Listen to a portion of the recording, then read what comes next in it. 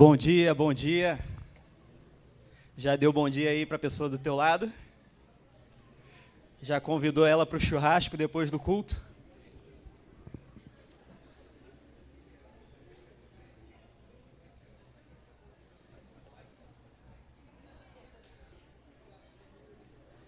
Hoje nós vamos finalizar aí o nosso tema Efésios. Quero te convidar aí a abrir a sua Bíblia em Efésios, capítulo 6.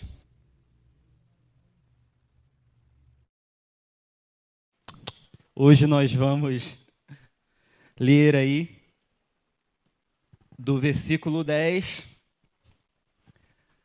ao versículo 23. Mas, antes de mais nada, gostaria de pedir para reduzir um pouquinho o ar-condicionado aqui, que está bem frio, para eu não congelar aqui até o final.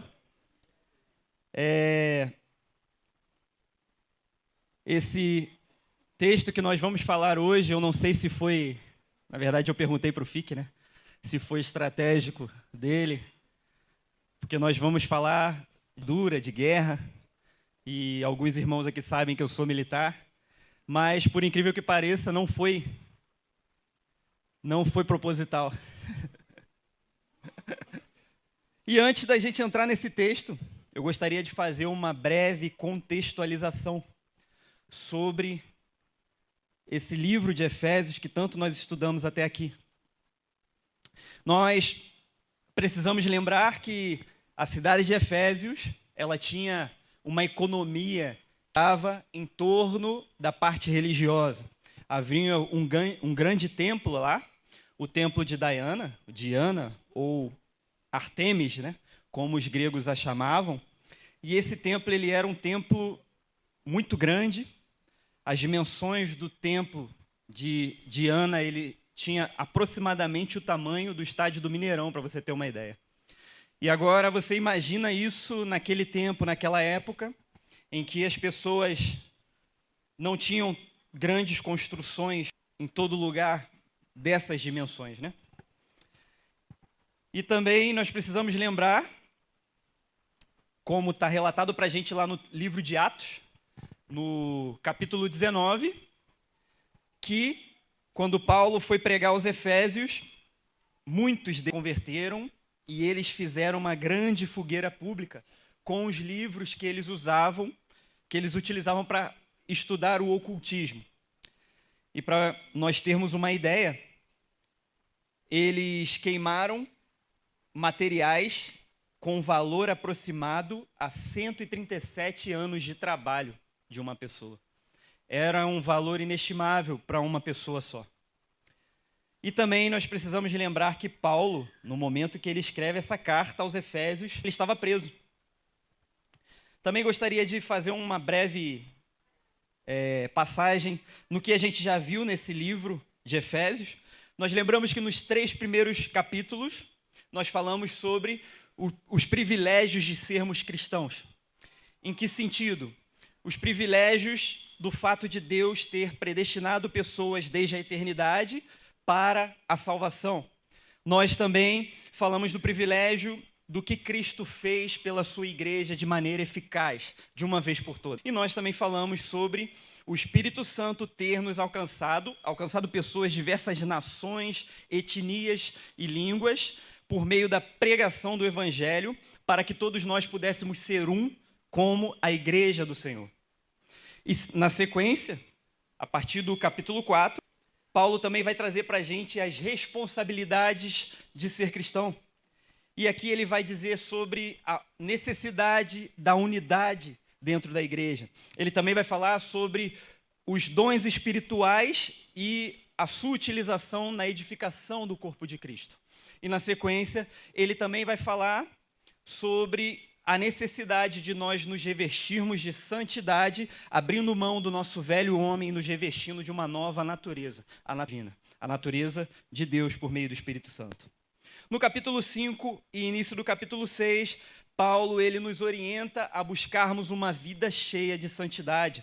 E isso ele direciona para as nossas diversas áreas da vida e nos nossos diversos relacionamentos. Agora, nós estamos aqui no final do capítulo 6, em que Paulo está nos dizendo que não é fácil termos privilégios de sermos cristãos através do que Cristo por nós, do que Deus fez por nós, e também não é fácil nós colocarmos em prática essas nossas obrigações de sermos cristãos. Paulo, no início do livro de Efésios, ele nos prepara para que nós viéssemos chegar a esse ponto, o ponto de como nós devemos estar, como deve estar a nossa natureza, para que de fato possamos utilizar a armadura de Deus. E é nesse ponto que nós vamos começar a falar do nosso texto. A prisão em que Paulo se encontrava, ela era uma prisão em uma residência. Normalmente, nessas prisões, até nesse próprio texto que nós iremos ler, Paulo ele diz que ele está acorrentado.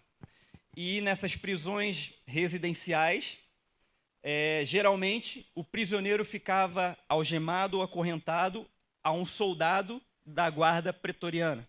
A guarda pretoriana, ela era a guarda do palácio. E no palácio, geralmente, os soldados que ficavam de guarda nos palácios, eles não eram novatos. Eram soldados experientes, com experiência de guerra, com função além de um soldado iniciante. E eles estavam prontos para, de imediato, de pronta resposta, defender a família real, ou o rei, ou o imperador. E Paulo, muito provavelmente, foi extremamente influenciado por esse dele estar acorrentado a um soldado no momento que ele escreve essas características da armadura de um soldado. E aqui agora eu quero te convidar a ler comigo o texto de Efésios, capítulo 6, do 10 ao 23.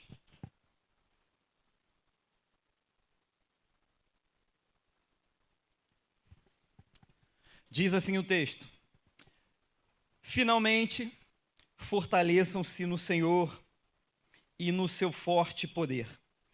Vistam toda a armadura de Deus para poderem ficar firmes contra as ciladas do diabo. Pois a nossa luta não é contra seres humanos, mas contra os poderes e autoridades, contra os dominadores deste mundo de trevas, contra as forças espirituais do mal nas regiões celestiais. Por isso, vistam toda a armadura de Deus, para que possam resistir no dia mau e permanecer inabaláveis depois de terem feito tudo. Assim, mantenham-se firmes, cingindo-se com o cinto da verdade, vestindo a couraça da justiça e os pés calçados com a prontidão do evangelho da paz. Além disso, usem o escudo da fé, com o qual vocês poderão apagar todas as setas inflamadas do maligno. Usem o capacete da salvação e a espada do Espírito, que é a palavra de Deus. Orem no Espírito em todas as ocasiões, com toda oração e súplica. Tendo isso em mente, estejam atentos e perseverem na oração por todos os santos. Orem também por mim, para que quando eu falar, sejam-me dada a mensagem, a fim de que destemidamente torne conhecido o mistério do Evangelho, pelo qual sou embaixador preso em corrente. Orem para que, permanecendo nele, eu fale com coragem, como me cumpre fazer. Tíquico, o irmão amado e fiel, servo do Senhor, lhes informará, para que vocês também saibam qual é a minha situação e o que estou fazendo. Envio a vocês por essa mesma razão, para que saibam como estamos e para que ele os encoraje. Paz seja com os irmãos e amor com fé da parte de Deus Pai e do Senhor Jesus Cristo. Graça seja com todos os que amam a nosso Senhor Jesus Cristo com amor incorruptível. Amém. Antes de nós começarmos a falar sobre esse texto, eu quero te convidar a orar comigo. Senhor Jesus, muito obrigado, Pai, por essa manhã. Te pedimos que o Senhor abra o nosso entendimento. Tome, ó Pai, as palavras que nós falaremos essa manhã. E que possamos, Pai, de fato, entendermos qual o tipo de batalha que nós enfrentamos, qual a nossa responsabilidade, o que o Senhor espera de nós e qual a natureza dos inimigos que nós enfrentamos. Em nome de Jesus, ó Pai, que a Tua obra seja realizada em nossas vidas e através das nossas vidas, é o que te pedimos. Amém. Meus irmãos, aqui nós podemos começar falando que nós estamos em uma guerra. E essa guerra que nós estamos, ela não é uma guerra pessoal. O diabo, sem a presença do Senhor em sua vida, ele não está nem aí para você. Nós, em uma batalha, em uma guerra contra o inimigo, nós podemos ter dois tipos de atitude equivocada. Uma delas é nós subestimarmos o nosso inimigo. E como que nós subestimamos o nosso inimigo? Nós subestimamos quando nós possuímos uma autoconfiança, achando que nós vamos vencer o nosso inimigo com a força do nosso braço. E a palavra, ela deixa claro para a gente que não é bem assim. Um outro erro que nós podemos cometer em uma guerra é subestimarmos os nossos inimigos. E como nós podemos fazer isso? Nós podemos superestimar os nossos inimigos quando nós temos uma postura medrosa, achando que nós não podemos fazer nada, achando que o inimigo ele está muito acima da nossa vida.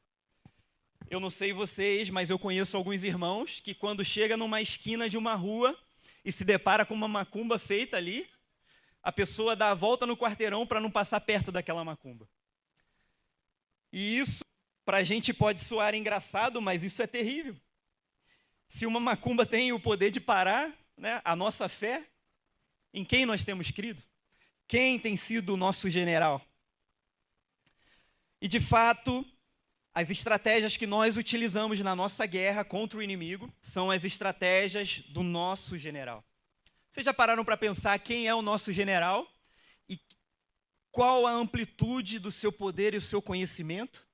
Nós não conseguimos mensurar quando nós paramos para pensar que o nosso general é aquele que conhece nos mínimos detalhes cada átomo de toda a criação, seja dos seres humanos, seja dos animais, seja da natureza, seja os átomos ou qualquer outro tipo de coisa que formam os seres espirituais. Como nós podemos duvidar das táticas e estratégias de guerra daquele que é o criador e formador do átomo de cada coisa existente? Nós precisamos entender que o nosso inimigo, ele não está de brincadeira. As batalhas que enfrentamos são contra alguém que não dorme, são contra alguém que não cansa e são contra alguém que utiliza todo tipo de estratégia, todo tipo de oportunidade para destruir aquilo que agrada e alegra ao nosso Deus. Tem um texto muito interessante lá em Atos 19, do versículo 13 ao 16, que ele deixa um pouco claro para a gente que o nosso inimigo não está de brincadeira e de uma forma física.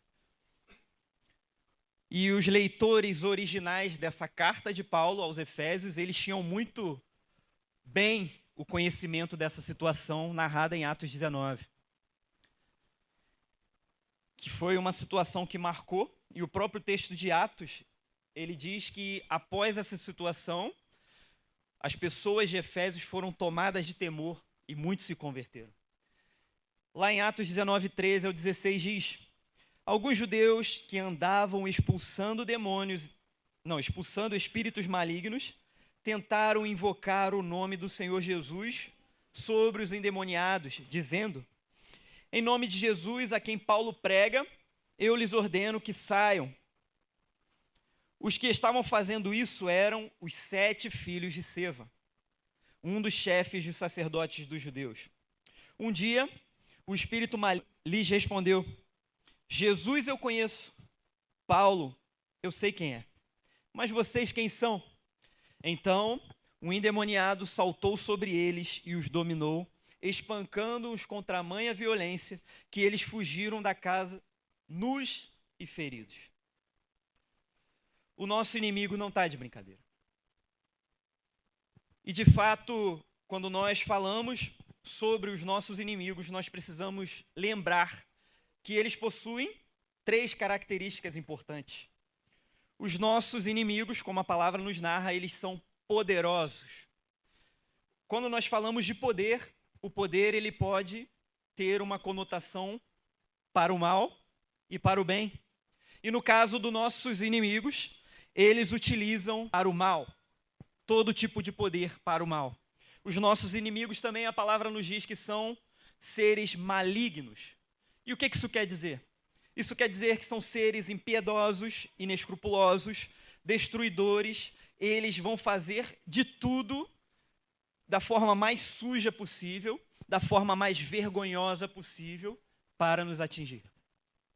Uma outra coisa que o Evangelho, que a palavra nos diz, é que esses seres, essas forças espirituais que se colocam contra a igreja de Deus, são astutas. Isso quer dizer o quê? Que eles armam todo tipo de armadilha para nos derrubar.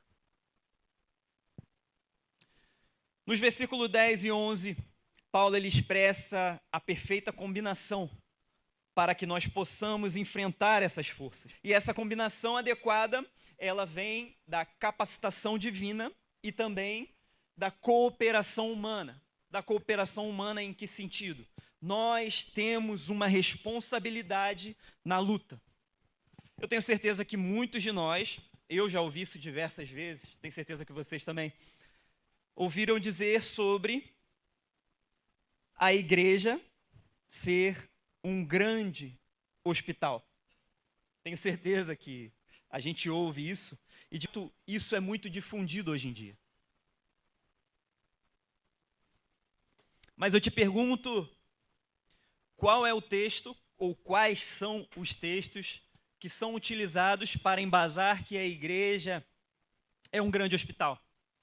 Se nós formos parar para analisar, geralmente as pessoas utilizam aquele texto lá da parábola do bom samaritano, onde o samaritano cuida daquele homem, e também utiliza-se o de quando Jesus está na casa daquele cobrador de impostos, fazendo uma refeição, e ele é julgado. As pessoas falam: como pode? Você está comendo com pecadores. E Jesus responde para eles: quem precisa de médico é o doente. Então, muitas vezes utilizam-se esses 2 textos para falar que a igreja é um grande hospital. E, de fato, esse texto ele não está de todo equivocado. Mas esse texto ele traz para a gente uma conotação que não é muito utilizado na palavra. A conotação de que nós estamos sendo tratados, de que nós estamos sendo cuidados, de que nós viemos à igreja para, de uma forma passiva, receber algo. E, de fato, se nós formos fazer um comparativo, existem uma quantidade muito maior de inúmeros textos que tratam a igreja como um grande exército. E quantas vezes você ouve pregações e ensinos dizendo que nós somos um exército, que estamos em guerra? Quando nós trazemos esse pensamento, nós saímos de uma conotação, postura passiva e consumista, para uma postura ativa, de prontidão, de atividade, de atuação e de responsabilidade. Um outro aspecto importante que nós precisamos trazer à nossa mente, além de tudo isso que falamos, é que Cristo está acima de toda a criação. O nosso Deus está acima de toda a criação. Quando nós, por vezes, falamos do diabo, nós, às vezes, pensamos erradamente que o diabo ele é uma força contraposta, uma força de reação ao nosso Deus. E, meus irmãos, de fato, o diabo não é uma contra-resposta ao poder do nosso Deus. Eu tenho certeza que alguns aqui já assistiram aquele desenho do Hércules, em que a gente tem lá o Hades, que é o deus do inferno. O diabo, ele não é o deus do inferno. O diabo, ele é alguém que cometeu um grande erro, um erro que não tem volta, e ele tem consciência do erro que ele cometeu. De fato, o Senhor está acima de todas as coisas. Em Efésios 20, do 20 ao 23, diz: esse poder ele exerceu em Cristo, ressuscitando-o dos mortos e fazendo-o assentar-se à sua direita nas regiões celestiais, muito acima de todo governo e autoridade, poder e domínio, e de todo nome que se possa mencionar, não apenas nesta era, mas também na que há de vir. Deus colocou todas as coisas debaixo de seus pés e o designou como cabeça de todas as coisas para a igreja, que é o seu corpo, a plenitude daquele que enche todas as coisas em toda e qualquer circunstância. E, meus irmãos, quando nós olhamos ao nosso redor, no nosso contexto de mundo, desde que o homem, nós podemos observar nas inúmeras circunstâncias a influência do maligno ao nosso redor. Você precisa de 1 minuto assistindo um Cidade Alerta para você ficar assustado. Você precisa de 2 minutos olhando uma rede social para você achar um absurdo e uma influência do maligno em alguma coisa. Você precisa de 5 minutos andando próximo a um aglomerado de pessoas para você ver a influência do maligno em algumas situações. De fato, a palavra nos diz que o diabo, ele atormenta pessoas que não liberam perdão. O diabo também, ele intercepta as nossas orações. O diabo, ele semeia o joio no meio do trigo, no meio da igreja, no meio do povo de Deus. O diabo, ele oprime pessoas doentes, ele se opõe ao pregador, ele resiste aos missionários, ele cega o entendimento dos incrédulos e ele dissimula os anjos de luz para os enganar. O diabo não é brincadeira. E quando nós falamos de diabo, nós estamos falando de uma palavra que é muito utilizada no Novo Testamento para designar os nossos inimigos celestiais. E essa palavra, ela significa alguém que lança alguma coisa através de algo, ou acusador. O diabo, ele lança acusações em direção ao povo de Deus. E essa é uma das inúmeras atividades do diabo, uma das principais. Um outro ponto também que nós precisamos ter na nossa mente, meus irmãos, é que nós não somos caçadores de demônios. Existem muitos irmãos, né, de outras igrejas, em diversos lugares, que acreditam que eles são exorcistas, que eles são caçadores de demônio, e eles às vezes vivem a sua vida tentando expulsar demônio por todo lugar que eles vão. Nós não somos caçadores de demônio.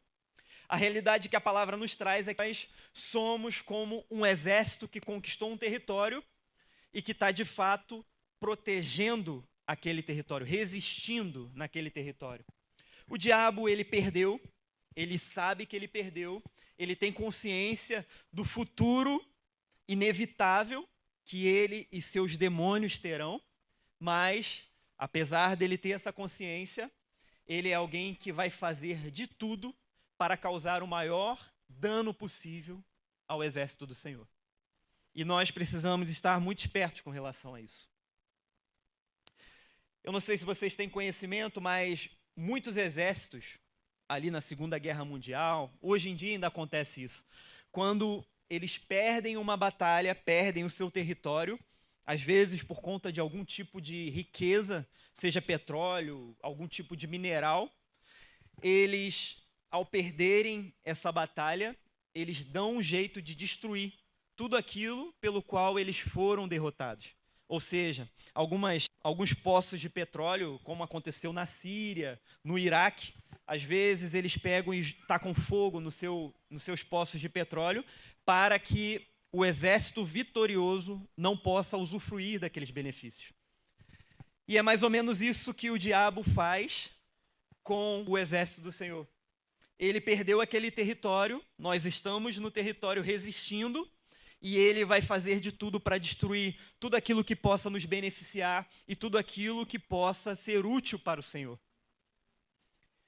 1 Pedro 5, 8 e 9, tem um texto muito emblemático sobre isso. Diz: sejam sóbrios e vigiem, o diabo, o inimigo de vocês, anda ao redor como leão, rugindo e procurando a quem possa devorar. Resistam-lhe, permanecendo firmes na fé, sabendo que os irmãos que vocês têm em todo o mundo estão passando pelos mesmos sofrimentos. Aqui a nossa referência não é geográfica. Aqui a nossa referência é sobre quem utiliza e quem não utiliza a armadura do Senhor. O diabo, ele está preocupado com aqueles que de fato possam causar risco ao seu planejamento diabólico, aos planos malignos. E esses que podem frustrar os seus planos malignos são o povo do Senhor. No versículo 14, ele fala sobre o cinto da verdade. E quando nós paramos para pensar em cinto, nós podemos observar que o cinto que o soldado utilizava não é como o nosso cinto hoje. Nós utilizamos cinto bem fininhos, só com o objetivo de segurar uma roupa.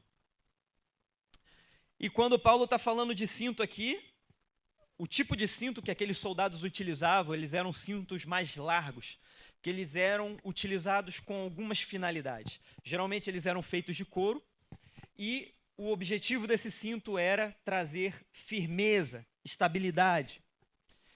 Esse cinto, ele trazia uma base para que o soldado estivesse sempre pronto a agir. Também precisamos lembrar que as pessoas daquela época utilizavam roupas normalmente longas. E se aquele cinto não estivesse segurando muito bem, talvez no momento da batalha ele pudesse se enroscar ou pisar na sua roupa. Uma outra característica desse cinto é que ele também era utilizado para embainhar a espada, para servir de apoio para a espada, para que os soldados estivessem com as suas mãos livres em determinados momentos. E aqui nós falamos sobre estabilidade, firmeza. Fisiologicamente, nós também precisamos lembrar que a região que os soldados utilizavam o cinto, que nós utilizamos o cinto, é a região do core, que é a região ali do abdômen e esqueci agora o nome da parte de trás, da lombar, muito bom. E essa região, ela é uma região primordial para quem pratica algum tipo de esporte. Não sei se vocês já viram, né? Mas pessoas que praticam esportes que exigem muito, ou esportes de alto rendimento, geralmente eles fazem um fortalecimento muito intenso da região do core, para que o restante do corpo esteja estável. Se você pratica musculação e você não fortalece o teu core, em algum momento você vai ter um desvio de coluna ou do seu quadril. E isso acontece nas lutas, isso acontece em diversas atividades de esporte. Quanto mais numa batalha. E nós vemos aqui que exatamente é a região onde eles utilizavam um cinto com a finalidade de trazer firmeza. E aqui no texto também, Paulo fala que é o cinto da verdade. E de fato, a verdade, ela precisa ser em uma batalha onde nós estamos estabilizados, firmes e enraizados. E você pode me perguntar, mas que verdade seria essa? De fato, não há a possibilidade de nós irmos para uma batalha sem estarmos enraizados, firmados na verdade. Essa verdade você pode dizer, a verdade é a palavra. De fato, a palavra de Deus é a verdade. Mas aqui Paulo está falando num contexto muito mais abrangente. A verdade que Paulo está falando aqui é a verdade de todos os ensinos e doutrinas sendo colocados em prática. Lembrem-se, nós estamos falando de um combate, de uma guerra. Todas as coisas que nós falamos são de maneira prática. Nós precisamos ter a verdade aplicada à nossa vida, prontamente aplicada. É toda a verdade concernente à nossa salvação. João 8, do 30 ao 32, Jesus exemplifica isso para a gente, dizendo: tendo dito essas coisas, muitos creram nele. Disse Jesus aos judeus que haviam crido nele: se vocês permanecerem firmes na minha palavra, verdadeiramente serão meus discípulos e conhecerão a verdade, e a verdade os libertará. Mesmo versículo 14 do nosso texto principal, ele também vai falar sobre a couraça da justiça. E o que seria a couraça da justiça? A couraça da justiça, ela era uma proteção, uma espécie de colete, né, que utilizavam com o objetivo de proteger os órgãos vitais, coração, pulmão. E é interessante nós pensarmos que essa couraça normalmente ela era feita de couro, um material mais resistente, com algumas placas às vezes de metal, a fim de evitar perfurações ou algum tipo de golpe de itens perfurantes em alguma região crítica. Só que aqui Paulo está trazendo para a gente uma conotação mais abrangente do que somente proteger os órgãos vitais. Não sei se vocês já perceberam, mas em diversos textos da palavra, nós vemos algumas características sobre a consciência daquela sociedade. A sociedade daquela época tinha uma consciência a respeito dos seus órgãos um pouco diferente do que a gente tem hoje. Eles associavam muitos dos seus sentimentos e reações quando se davam de maneira localizada. Eles costumavam atribuir esses sentimentos e sensações, desejos, a algum tipo de órgão. E quando Paulo fala para a gente sobre a couraça da justiça, lembrando que nós estamos em uma batalha e tudo que nós estamos falando é de aplicação para a guerra, para que nós sejamos prontos para a batalha. Paulo está nos dizendo sobre essa couraça, ela proteger os nossos órgãos a fim de proteger os nossos sentimentos, as nossas intenções. Ele está falando sobre nós protegermos tudo aquilo que pode afetar a nossa pronta resposta aos comandos do nosso general. E, de fato, nós precisamos ser muito cautelosos quanto os nossos sentimentos, as nossas intenções, os nossos afetos, quanto todas as nossas vontades e desejos. E é muito interessante que Paulo fala sobre a justiça, couraça da justiça. E a justiça aqui não é relacionada a sermos íntegros, a nossa integridade como pessoa, sermos pessoas justas. Mas a justiça que Paulo está falando aqui, ela é uma justiça dada por Deus e infundida por Deus. Quando nós falamos de justiça imputada, nós estamos falando de algo que nós conhecemos como outra palavra, que seria justificação. Ou seja, quando Paulo fala sobre a justiça sendo imputada a nós, ele fala sobre a justificação feita pelo Senhor. Quando o Senhor Jesus tomou o nosso lugar naquela cruz, morreu e ressuscitou, ele nos fez justos, nos tornou justos. Isso está lá em 2 Coríntios 5, 21, que fala que Deus tornou pecado por nós, aquele que não tinha pecado, para que nele nos tornássemos justiça de Deus. Também, quando nós falamos sobre justiça infundida, nós falamos a respeito de uma justiça colocada em nós e que ela vai crescendo com o passar do tempo. Que nós conhecemos com outras palavras, por santificação. A justiça infundida nada mais é do que a santificação.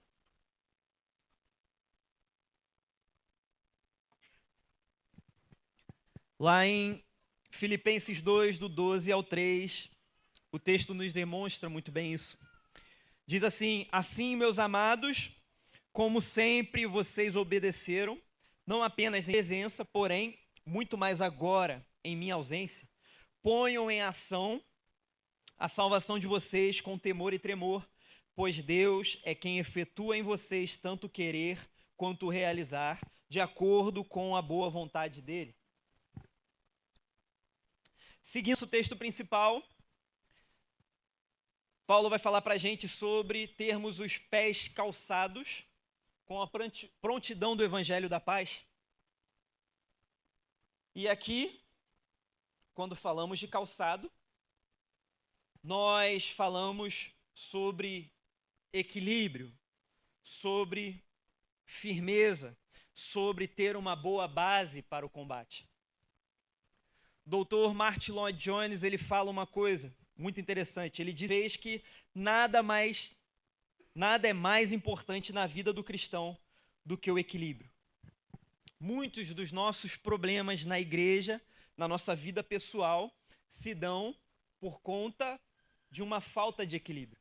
Eu não sei vocês, mas às vezes eu já preguei o evangelho na força do meu braço, querendo converter a pessoa de qualquer jeito. Tenho certeza que muitos aqui já fizeram isso. E também tenho certeza que muitos aqui já evitaram pessoas, ignoraram pessoas ou deixaram de estar com pessoas pelo fato delas serem de outra religião ou não acreditarem em Deus da mesma forma que nós. E isso, meus irmãos, nada mais é do que uma clara falta de equilíbrio da nossa parte. As sandálias dos soldados, elas eram feitas de tiras. Muitas delas eram de couro, às vezes até com pedaços de madeira, e elas tinham alguns objetivos. Além, de ter esse couro e essa madeira, elas também tinham meio que pontas de metais na sua sola, como muito semelhante a uma chuteira de jogador de futebol. E esses soldados romanos, eles utilizavam esse tipo de sandália muito influenciados pelo sucesso do imperador Alexandre o Grande. Alexandre o Grande, ele foi um dos primeiros grandes generais da história a utilizar esse tipo de calçado. E esse tipo de calçado, ele trazia um diferencial absurdo para o exército. Essas sandálias, elas traziam firmeza e davam mobilidade para o exército. Uma das táticas principais de guerras utilizadas por Alexandre o Grande e que foi um dos grandes diferenciais que fizeram com que ele conquistasse um grande número de territórios é a velocidade com que eles atacavam os exércitos inimigos. E muito disso se dava por conta dessas sandálias que tinham umas espécies de travas no chão. Muitos exércitos eram surpreendidos, enquanto muitos andavam descalços, muitos tinham dificuldade de caminhar, às vezes pela alta temperatura, areia ou coisas semelhantes. Os soldados de Alexandre o Grande, eles caminhavam e avançavam de uma maneira surpreendente e achavam os exércitos em diversas emboscadas. Essas sandálias também, elas tinham a função de proteger os pés dos soldados, porque uma outra tática de guerra muito utilizada na época era, eles colocavam armadilhas de madeiras pontiagudas no terreno de batalha. E aqueles soldados que não utilizavam sandálias, que iam para o combate descalço, eles furavam seus pés. E a partir daquele momento, muito dificilmente ele conseguiria combater de igual para igual. E aqui, Paulo está trazendo para nós esse pensamento sobre nós termos os nossos pés calçados com uma sandália que nos traga firmeza e mobilidade. Eu não sei vocês, mas eu já presenciei alguns exercícios e já fiz alguns exercícios com alguns soldados de soar um apito ou tocar uma corneta para que os soldados estivessem prontos para alguma atividade no menor tempo possível. E por vezes, quando nós fazemos esse exercício, os soldados eles saem sem equipamento. Às vezes um soldado armado esquece o seu colete no alojamento, ou às vezes ele sai sem algum tipo de peça do fardamento. E quando nós falamos do calçado, da sandália, nós vemos que Paulo está dizendo que são pés calçados com a prontidão do Evangelho. E o que seria essa prontidão do Evangelho? É nós estarmos prontos para a batalha. Assim que somos acionados, assim que toca o alarme, assim que alguém exige que nós estejamos na batalha, nós estamos de prontidão, prontamente. A palavra nos fala que nós precisamos estar prontos para toda boa obra. E se nós não estivermos bem firmados no Evangelho da paz, nós não teremos firmeza para o combate. Muito provavelmente nós vamos regar. Se nós estivermos com um calçado frouxo, muito provavelmente nós iremos tropeçar e nós vamos ter prejuízo diante do combate. Efésios 4,14 diz: o propósito é que não sejamos mais como crianças, levados de um lado para o outro pelas ondas, nem jogados para cá e para lá por todo o vento de doutrina e pela astúcia e esperteza de homens que induzem ao erro. Nós precisamos ter os nossos pés firmados no Evangelho da paz. E quando nós falamos de paz, nós precisamos ter em mente que não é possível um soldado entrar num combate sem estar em paz. E que paz é essa quando nós falamos de uma guerra espiritual? Essa paz, ela é uma paz com Deus, primeiramente, ela é uma paz conosco e ela é uma paz com os nossos irmãos.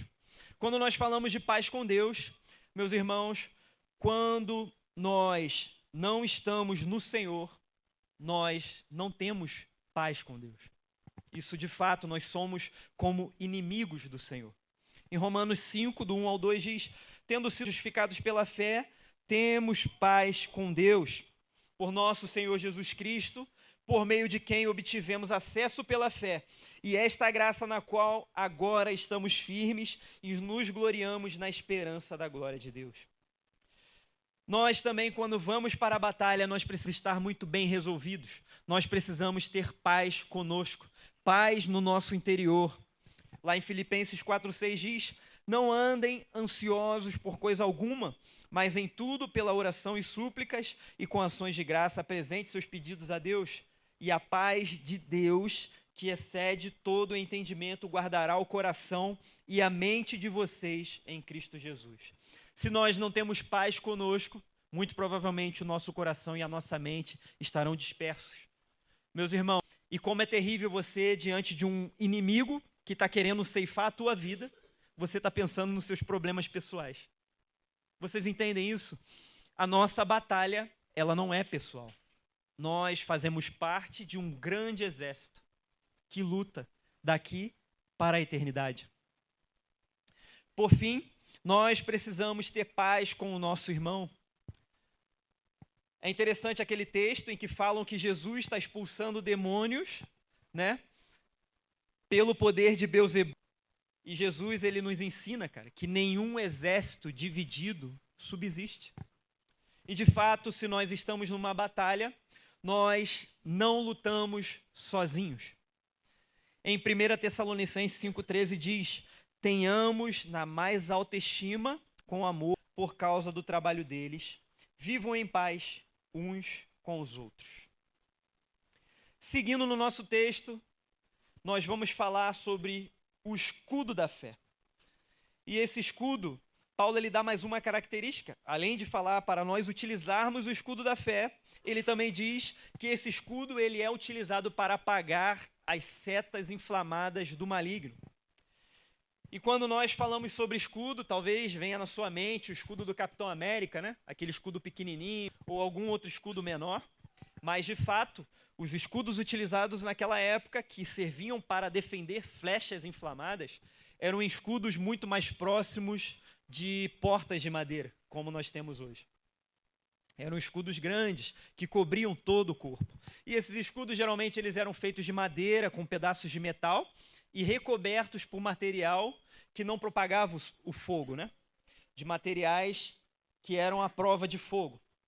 E uma tática de guerra muito utilizada naquela época é uma espécie de chuva de flechas flamejantes. Essas flechas, elas eram utilizadas para assustar, confundir e deixar o exército inimigo desnorteado. Eles atiravam flechas flamejantes de todos os lados para que o inimigo não soubesse de onde estava vindo. E quando os inimigos estavam em extrema confusão, tentando mirar e entender de onde estava vindo o ataque, aí entrava a infantaria e destruía aquele exército confuso. E, de fato, o doutor Martin Lloyd Jones fala algo muito interessante sobre essas setas inflamadas que o inimigo lança em nós. Eu não sei se você já parou para pensar nisso, mas o que seriam as setas inflamadas do inimigo? Vocês já pensaram nisso? É você estar andando na sua casa e dar uma topada com o dedo mindinho? Ou você está andando na rua e do nada você sente uma pontada, uma dor de cabeça?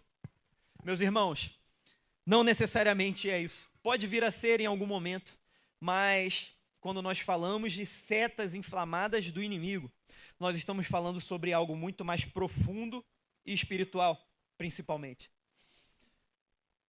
Você já parou para pensar que como é a atuação do diabo desde o início da criação? Já pararam para isso? O diabo, lá no Jardim do Éden, vocês lembram o que ele faz com Adão e Eva? O diabo, diante de Adão e Eva, ele chega e traz uma conotação diferenciada daquilo que Deus tinha falado para eles. O Senhor fala o quê? Se vocês comerem, certamente morrerão. E aí, a serpente fala que eles não morreriam, mas que eles se tornariam iguais a Deus com conhecimento do bem e do mal. E, de fato, a serpente, ela é especialista em distorcer tudo aquilo que nos é de ensino benéfico e preparatório para a batalha. Quando nós paramos para analisar, como falamos sobre a igreja não ser um grande hospital em que nós viemos ao culto, à igreja, ou nos reunimos para receber algo, isso é uma conotação quando nós colocamos o nosso entendimento sobre o que é fazer parte de uma igreja somente nesse ponto, é uma conotação diabólica. Porque se nós falamos que estamos em guerra, se nós falamos que estamos em uma batalha, se nós entendemos que o nosso inimigo é alguém que não brinca, é alguém que está pronto a destruir a nossa vida, e nós damos valor a ensinos que nos fazem ter posturas passivas, o nosso inimigo ganhou. Imagina, o nosso general está mandando a gente ir para a guerra, a gente atacar. E aí chega alguém infiltrado no nosso exército e fala, não, nós não precisamos atacar, nós não precisamos ir para o combate. Nós precisamos ficar na ala hospitalar, recebendo atendimento, sendo cuidado, tratado com carinho. Meus irmãos, essa não é a realidade que nós vivemos. De fato, existirão momentos em que nós seremos tratados, mas também existirão muitos mais momentos que nós iremos para a batalha. Se nós estamos recebendo um treinamento por meio da palavra de Deus, nós precisamos colocar ele em prática em algum momento. Nós já ouvimos muito falar sobre estarmos sendo cuidados no pasto do Senhor. Mas, de fato, até quando nós vamos só nos alimentarmos, sabe? Até quando nós vamos só nos preocuparmos com o que a gente está sentindo? Se a igreja ela é confortável aos anseios e desejos do meu coração. De fato, nós estamos em uma batalha. Se você está ouvindo a palavra hoje, você deve pregar essa palavra amanhã. Tudo que nós fazemos aqui tem um objetivo, nada que nós fazemos aqui é o fim em si mesmo. Tudo é para um objetivo maior, que é a propagação do Evangelho. Nós não estudamos o Evangelho para termos um conhecimento pessoal. Nós não damos a Bíblia para termos acesso a palavras que são boas de escutar. Não. Nós estudamos o Evangelho para que outras pessoas possam ter acesso ao Evangelho. Sobre as setas inflamadas do maligno, o Dr. Martin Lloyd-Jones, ele fala algo interessante. Ele diz que elas são qualquer tipo de pensamento que preenche a nossa mente com coisas que vão contra a nossa fé e ao que nós buscamos viver. Não sei vocês, mas eu tenho certeza que muitos aqui, nesse momento, nesse exato momento, já pensaram em coisas, às vezes até pecaminosas, que não tem nada a ver com esse momento. E daí você pode se perguntar, o porquê que eu estou pensando nisso? Não tem nada a ver com o que eu estou fazendo, sabe? E as setas do maligno, elas são exatamente essas coisas, que vêm do nada. Quantas vezes você já esteve orando no seu quarto e você pensou em algo pecaminoso? Quantas vezes você já esteve, depois de, assistir um jogo com o Atlético, e você deitou para dormir e você começou a questionar a sua própria fé? Será que eu sou cristão? Será que de fato eu conheço Jesus? Essas coisas que vão contra o que a gente acredita sobre o reino de Deus, elas são os dardos inflamados do inimigo, principalmente. Existem muitos relatos de grandes homens, Santo Agostinho, Charles Spurgeon e tantos outros. Eles relatam momentos de sua vida cristã em que eles foram tomados de tamanhos pensamentos questionatórios e duvidosos, que fizeram com que eles começassem a duvidar da sua própria conversão, da sua própria salvação, do seu próprio entendimento do que era o Evangelho.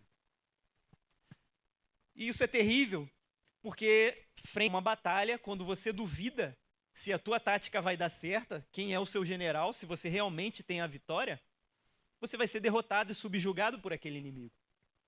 Então, o diabo, ele utiliza sempre essas artimanhas para confundir, para nos amedrontar, para nos tirar do nosso foco. E aqui, nós chegamos a essa característica do escudo. Nós precisamos ter a nossa fé muito bem firmada em Cristo, muito bem estabelecida na nossa mente, no nosso coração, para que nós possamos combater todos esses dardos inflamados que vêm ao nosso encontro. E a fé aqui, ele não está falando sobre nós acreditarmos.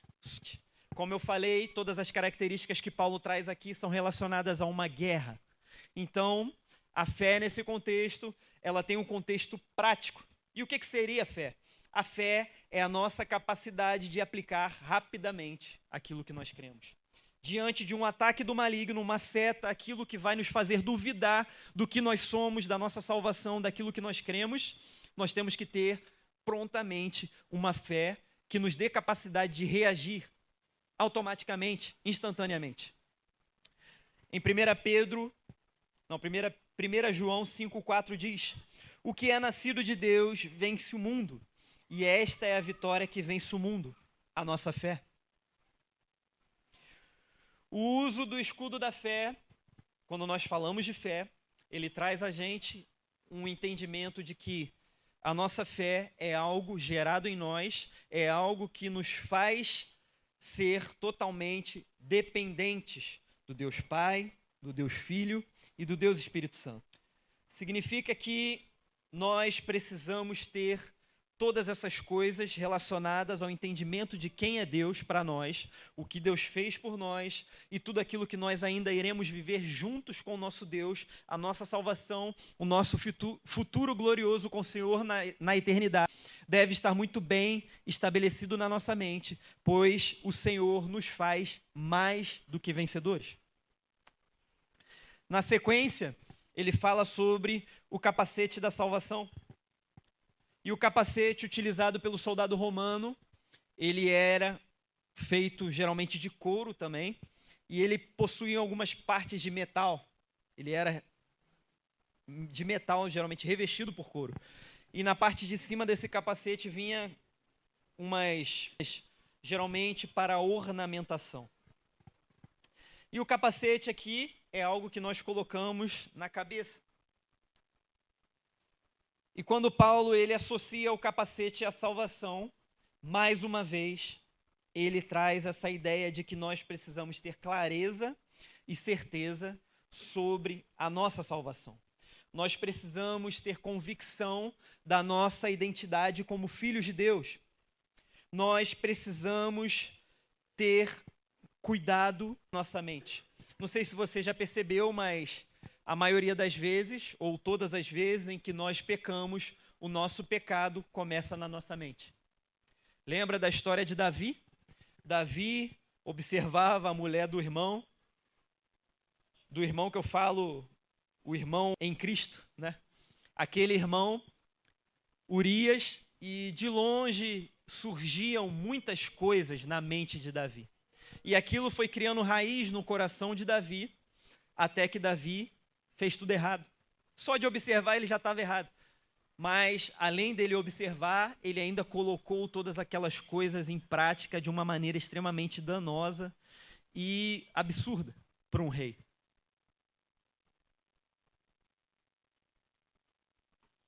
Nós perdemos de vista a nossa salvação, a nossa identidade como cristãos. Nós, muito provavelmente, cairemos em pecados. Nós, muito provavelmente, faremos coisas em que nos arrependeremos. E o diabo, ele age muito assim, né? Não sei vocês, mas eu, às vezes, me deparo com dificuldades e situações na minha vida em que eu esqueço completamente o tamanho do nosso Deus. Eu só consigo ver a dificuldade. Eu só consigo olhar para o problema e falar, cara, como eu vou ver isso? E é exatamente isso que o diabo faz. Quando a nossa mente não está bem firmada, protegida pelo capacete da salvação, muito provavelmente nós seremos subjugados pelos nossos próprios problemas. Em 2 Coríntios 4, 16, 18 diz: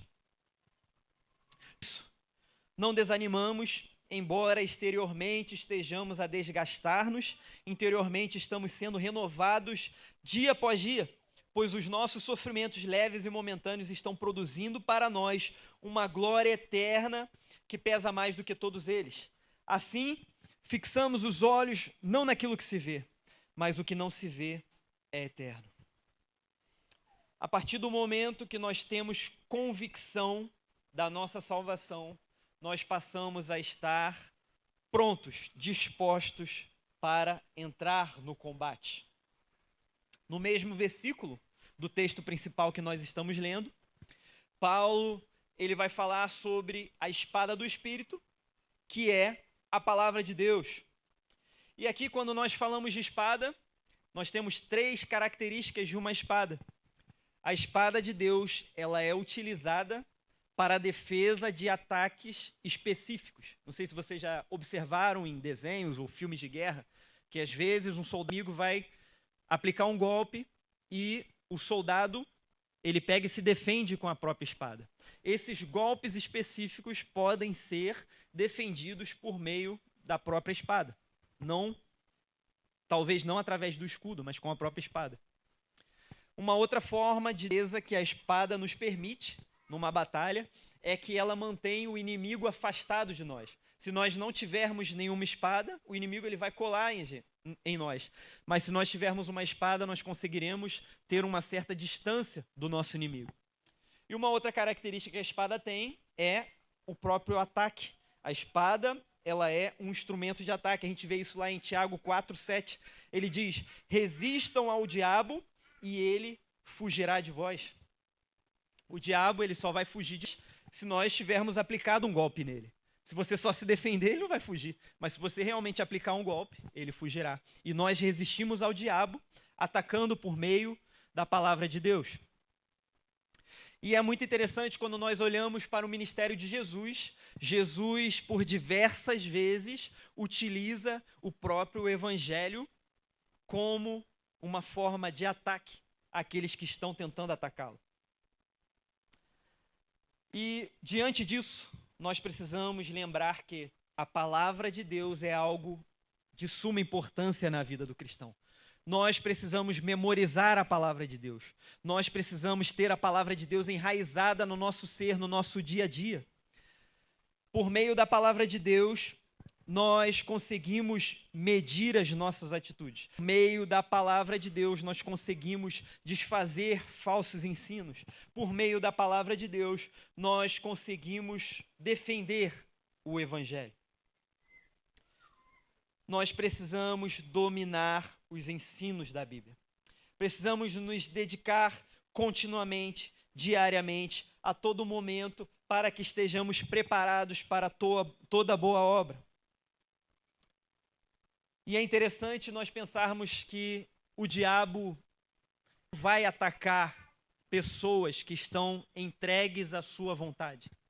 De fato, aquelas pessoas já fazem a vontade do diabo por meio da vontade da carne, que leva à morte. Mas o diabo, ele vai aplicar todas as suas forças contra nós, que vivemos o Evangelho, que buscamos ter uma vida cristã genuína. E contra nós, o diabo, ele emprega a sua maior força, os seus maiores ataques contra os filhos de Deus. Quando nós estivermos no calor da batalha, nós precisamos estar atento a todos os dardos inflamados lançados a nós, vindo de todas as direções. Nós precisamos lembrar o motivo pelo qual Jesus veio ao mundo, o motivo pelo qual ele entregou a sua vida, por que a encarnação do Senhor é verdadeira e por que ele sofreu, morreu, ressuscitou por nós, pelo qual ele conhece todos os nossos sofrimentos, as nossas tentações, as nossas dificuldades e se compadece delas. E também precisamos entender que a nossa força pelo qual nós enfrentamos as nossas batalhas espirituais não nascem de nós mesmos, mas elas vêm do Senhor. Isso tudo nós só teremos consciência e domínio se nós tivermos domínio da palavra de Deus. Por fim, ou melhor, no versículo 18, Paulo ele vai começar a falar sobre a oração e que nós precisamos orar com toda oração e súplica.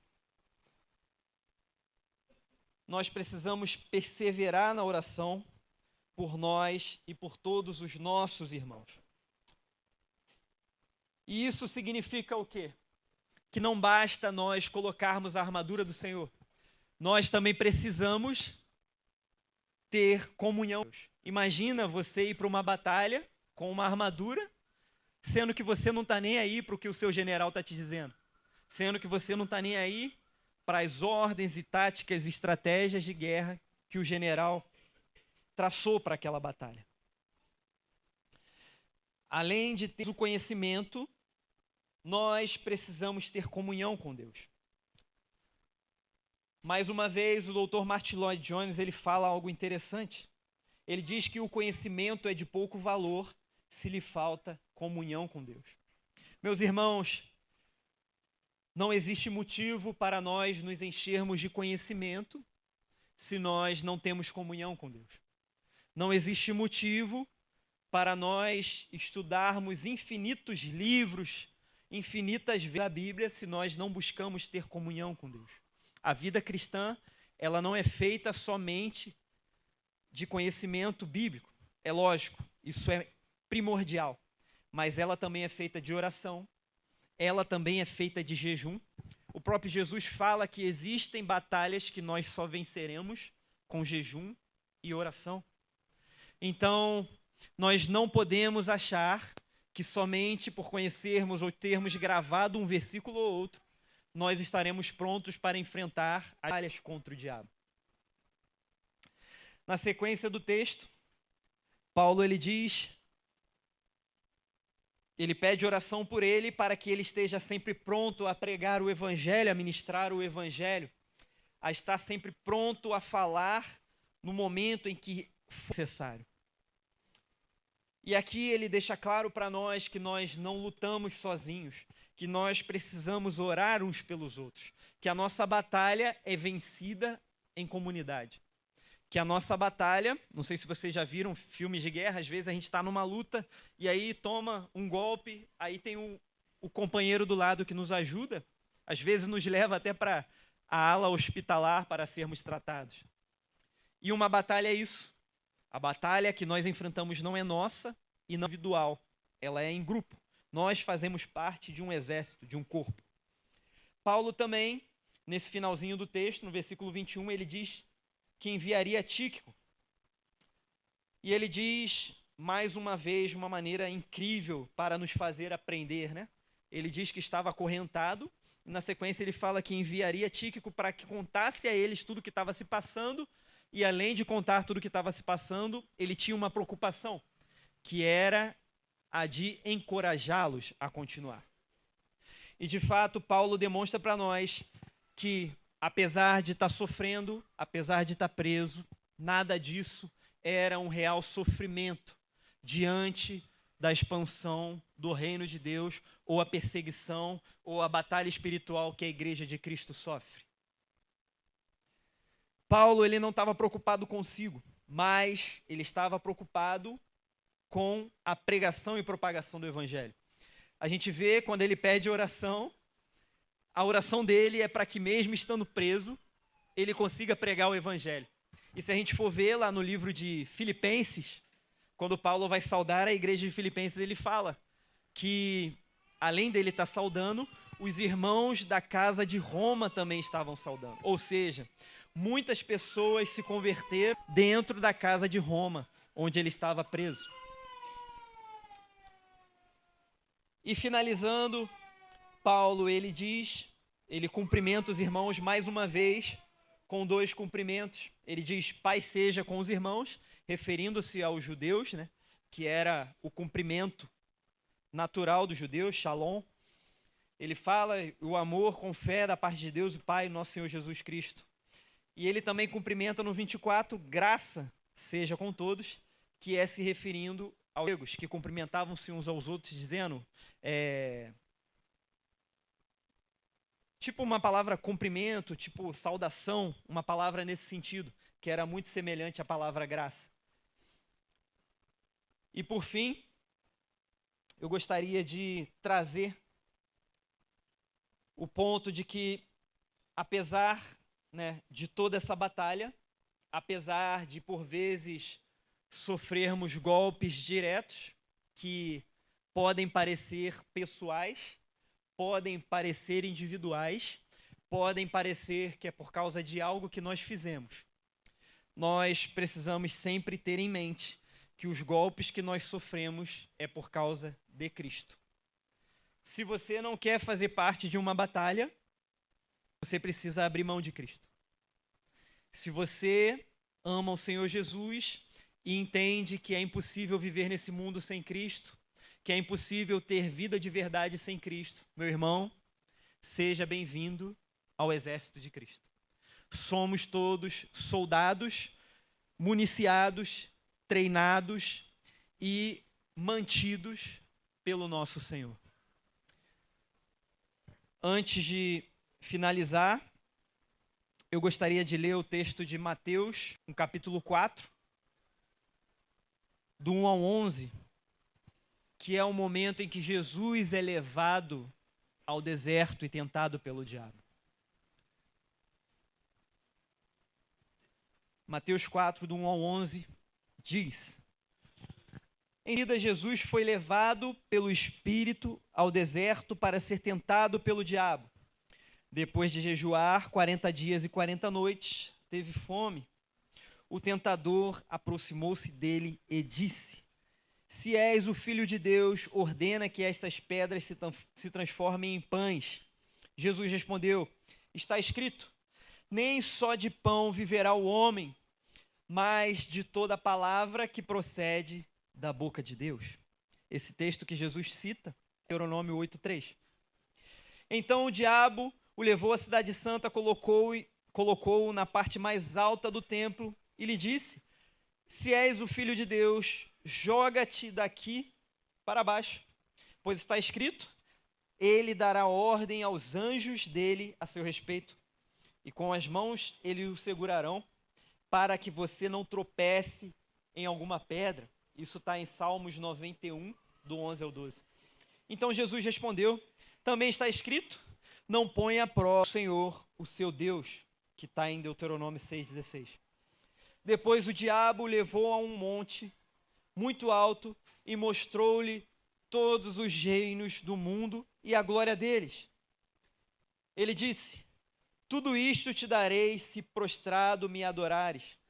Então Jesus lhe disse: retire-se, Satanás, pois está escrito: adore ao Senhor seu Deus e só a ele preste culto.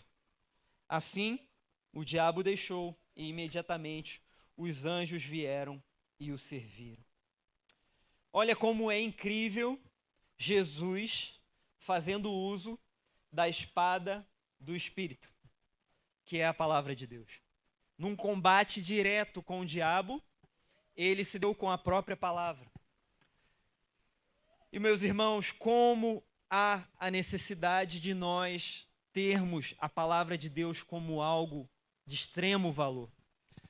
Não sei se vocês já repararam, mas no mundo as pessoas costumam a dar valor a algo valioso quando essa coisa se torna escassa. Se nós tivéssemos jazidas de ouro espalhado para todo lugar, o ouro não teria esse valor que ele tem hoje. Se nós tivéssemos em cada esquina um poço de petróleo, o petróleo não teria o valor que ele tem. E falando sobre a palavra de Deus, a palavra nos diz que ela é o maior tesouro, o reino de Deus, revelado a nós por meio da palavra de Deus, ela é o maior tesouro que nós poderíamos encontrar. Se nós formos olhar a história da igreja através dos anos, nós vemos inúmeros irmãos espalhados pelo mundo que só mantiveram a palavra de Deus viva porque eles memorizaram a palavra. Em diversos momentos de perseguição e opressão que os cristãos sofreram em diversas nações ao redor do mundo, eles tiveram as suas Bíblias completamente queimadas. E eu te pergunto, meu irmão, será que nós nos lembraríamos dos textos bíblicos se nós passássemos por uma perseguição hoje, onde tivéssemos as nossas Bíblias queimadas e a inércia de aplicativos de Bíblia em nossos celulares? Ou textos bíblicos em nossos computadores? Como seríamos com relação à palavra de Deus se nós não tivéssemos em lugar nenhum a possibilidade de ler a palavra de Deus? Será que nós nos lembraríamos do que nós um dia estudamos? Será que nós lembraríamos de algum texto memorizado? Quantos de nós têm a prática de memorizar a palavra de Deus? Nós memorizamos números de telefone, nós memorizamos senhas versus cartões de créditos, de contas bancárias, mas às vezes nós não sabemos nenhum texto bíblico. Meus irmãos, nós vivemos em uma guerra. E não sabemos em que momento haverá uma necessidade real de aplicarmos em nossa vida todas essas táticas que nós temos estudado diariamente, anualmente, continuamente, incansavelmente. Nós precisamos ter o Evangelho enraizado em nós, como um sinal na nossa mão e na nossa testa, como algo que nos leva a agir e como algo que nos leva a pensar. Eu quero te trazer essa reflexão. O Evangelho é algo que precisa estar enraizado nos nossos corações e na nossa mente para que estejam prontos para a batalha. Amém? Isso é o que eu tinha para compartilhar com os irmãos. Nesse momento, a gente vai ter uma apresentação de uma criança. Antes de mais nada, eu só gostaria de fazer uma oração. Senhor Jesus, te agradecemos, ó Pai, por essa palavra. E te pedimos que a tua palavra, Pai, as tuas táticas de guerra, os teus ensinos possam de fato ser valorizados por nós. Às vezes, pela nossa facilidade de acesso, pela facilidade, ó Pai, de obtenção de informação com tanta tecnologia hoje em dia, nós menosprezamos a palavra de Deus. Mas de fato, ó Pai, que nós possamos ter apreço, que nós possamos, ó Pai, tratar as Escrituras como um verdadeiro tesouro, da qual nós dependemos como o ar que nós respiramos para sobreviver, da qual nós dependemos como a água e como o alimento que nós nos alimentamos e tomamos todos os dias da nossa vida. Senhor Jesus, não permita, Pai, que nós venhamos reduzir a palavra de Deus a apenas uma palavra de sabedoria, mas que de fato nós venhamos, ó Pai, colocar a palavra de Deus como algo essencial à nossa existência. É o que te pedimos em nome de Jesus. Amém.